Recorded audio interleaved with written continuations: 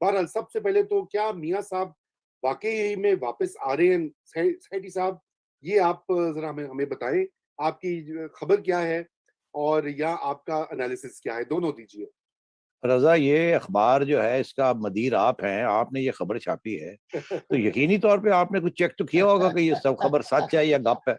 میرا خیال ہے آپ ہی اس کا جواب دیں کہ یہ سچ ہے یا گپ ہے، پھر اس کے بعد میں تبصرہ کروں گا۔ ملی دیکھیے جی، ملی جلی سچ گپ ہے تو اس لیے میرے خیال سے جو گپ بھی زیادہ ہو سکتی ہے، لیکن یقیناً کوئی بات چیت تو ہو رہی ہے۔ دیکھیے ایسے ہم نے تو نہیں چھاپی نا بغیر سوچے سمجھے، کوئی وہاں پہ گفتگو ہو رہی ہے، کوئی سیناریوز بلڈ کیے جا رہے ہیں، کوئی ڈسکشنز ہو رہی ہیں، تو اس لیے آپ ہمیں تھوڑا بتائیں۔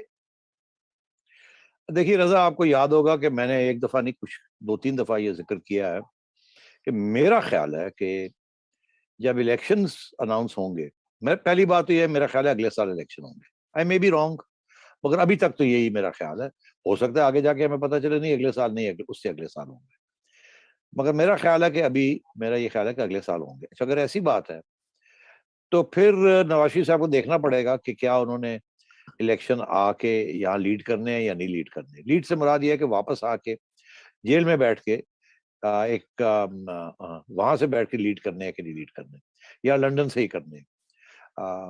آپ کو پتا ہے کہ جب مین لیڈر نہ ہو تو بڑا فرق پڑ جاتا ہے، اب لیڈر ہو اور جیل میں بھی ہو اس سے بھی بڑا فرق پڑتا ہے۔ لیڈ سے مراد یہ جی تو اب بات یہ ہے کہ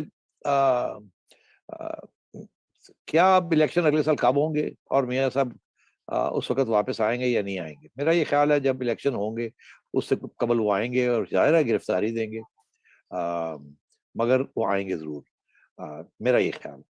اب یہ جو خبر ہے جس کا ذکر آپ کر رہے ہیں، باتیں تو چلتی ہیں، ڈسکشنز ہوتی ہیں، کیونکہ اس وقت اس پہ کوئی شک نہیں ہے کہ یہ جو ساری گفتگو اور بیانیے چل رہے ہیں کہ جی یہ نواز شریف کا بیانیہ ہے، یہ شہباز شریف کا بیانیہ ہے، اب مفتاح اسماعیل صاحب کا بیانیہ ورسز شہباز شریف صاحب کا بیانیہ بھی شروع ہو گیا کراچی میں، اینڈ سو آن۔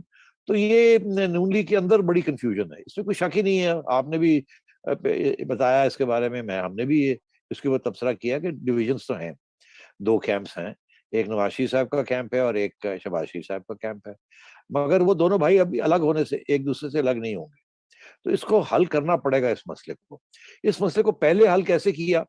پہلے ایسے کیا کہ جب شہباز شریف صاحب نے کہا کہ مجھے موقع دیا جائے، میں کوئی راستہ ڈھونڈتا ہوں، تو میاں صاحب نے کہا دیکھ لو تمہارے ساتھ ہاتھ نہ ہو جائے۔ انہوں نے کہا نہیں، آپ مجھے موقع تو دیں، مجھے کھلی چھٹی دیں۔ انہوں نے کہا کر لو پھر، تو وہ پھر نہیں ہوا۔ اس کے بعد پھر ایک وقت آیا کہ کہا گیا کہ جی وہ ایکسٹینشن کی بات ہے، دینی چاہیے، ہمیں الگ نہیں ہونا چاہیے۔ اور تو میاں صاحب نے کہا دیکھ لیں، میرا خیال ہے کہ یہ مناسب نہیں ہے، مگر پارٹی والے زیادہ لوگ وہ تھے، نے کہا نہیں جی دے دے دے دے دے، کہا لے لو کر دو۔ پھر یہ ہوا کہ وہ جس طریقے سے ہوا اس سے بھی میاں صاحب کا اختلاف تھا، کہ ایسے لگا کہ جیسے آپ بالکل ہی لیٹ گئے، کوئی ڈسکشن نہیں، کوئی ڈبیٹ نہیں، کوئی کچھ نہیں، ایسے لگا سازش کے تحت دے دیا آپ نے۔ زیادہ میاں صاحب کے بیانے کو نقصان تو پہنچا اس سے، پھر بھی شہباز شریف صاحب کو کوئی ریلیف نہیں ملی، انفیکٹ جیل میں ڈال دیا گیا۔ تو اب تیسرا راؤنڈ ہے، شہباز شریف صاحب پھر موقع ڈھونڈ رہے ہیں، جیسے وہ کہتے ہیں کہ بڑے بھائی کے جا کے گھٹنے میں بیٹھ جائیں گے، گوڈے پکڑ لیں گے۔ میرا خیال ہے اب یہ گوڈے پکڑنے والی بات ختم ہو گئی ہے، یہ نہیں ہونی۔ یا شہباز شریف صاحب ڈیلیور کریں، یا پھر نواز شریف صاحب اپنا ایجنڈا فل فلیج چلائیں گے اب۔ اور مجھے ایسے لگ رہا ہے کہ شہباز شریف صاحب کا ایجنڈا اس وقت جو ہے وہ کافی مشکلات کا سامنا ہے اس کو، جو ان کا بیانیہ ہے۔ آگے جا کے کیا ہوتا ہے میں نہیں کہہ سکتا، بہت سے فیصلے ہونے ہیں جو نہ عمران خان نے کرنے ہیں، نہ نواز شریف نے کرنے ہیں، وہ فیصلے کہیں اور ہونے ہیں، اس سے پتہ چلے گا آگے کیا ہوتا ہے اور کیا نہیں ہوتا۔ تو ابھی بھی وقت ہے، ایسی بات نہیں ہے، مگر آپ کے سوال کا جواب یہ ہے کہ نواز شریف صاحب واپس آئیں گے اور آ کے کھڑے ہوں گے اور اپوزیشن کریں گے، خواہ وہ جیل سے کریں یا لانگ مارچ سے کریں، جیسے بھی کریں، جیل سے ہی کرنی پڑے گی، مگر کم از کم وہ پھر نون لیگ کی یونٹی جو ہے وہ نظر آنی شروع ہو جائے گی آپ۔ جی آپ نے جو دو باتیں، میرا ایک ضمنی سوال ہے اس پر رضا، جی جی جی کریے۔ میرا ضمنی سوال یہ ہے کہ فرض کریں اگلے سال الیکشن ہوتے ہیں اور اگلے سال نواز شریف واپس آنا چاہتے ہیں، تو نواز شریف یہ نہیں دیکھیں گے کہ جب بھی الیکشن ہوتے ہیں اگلے سال یا اس سے اگلے سال، دونوں صورتوں میں الیکشن کون کرا رہا ہے، کس ماحول میں کرا رہا ہے اور انتظامات کیا ہیں، وہ ان کے آنے یا نہ آنے کے فیصلے پر اثر انداز ہوگا کہ نہیں۔ بالکل ہوگا. اس کی وجہ یہ ہے کہ یہ تو ڈپینڈ کرتا ہے نا کتنی ریزسٹنس آپ کریٹ کر لیتے ہیں، کتنی یونٹی آپ بنا لیتے ہیں. پی ڈی ایم ایک فورس بنتی ہے کہ نہیں بنتی.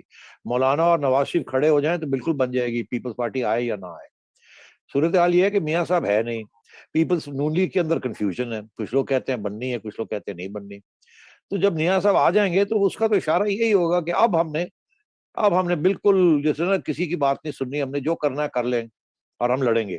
اور مولانا ہمیشہ ساتھ کھڑے رہیں گے، مولانا نہیں ہلیں گے، ان کے ساتھ بھی ہاتھ ہو گیا.